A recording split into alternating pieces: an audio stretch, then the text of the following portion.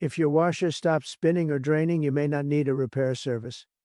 This quick factory reset can fix many common issues in under 5 minutes. This method works on Whirlpool, Kenmore, Amana, Crosley, Roper, and Maytag washers and requires no tools or technical experience.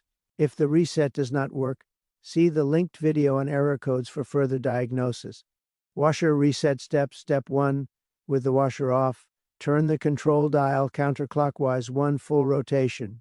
Step 2. Within 6 seconds, turn the dial 3 clicks right, 1 click left, and 1 click right. If the lights begin flashing, diagnostic mode is active. Step 3. Turn the dial 4 more clicks to the right and press start to complete the reset.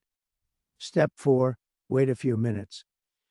If the washer shuts off and the lid unlocks, the reset was successful.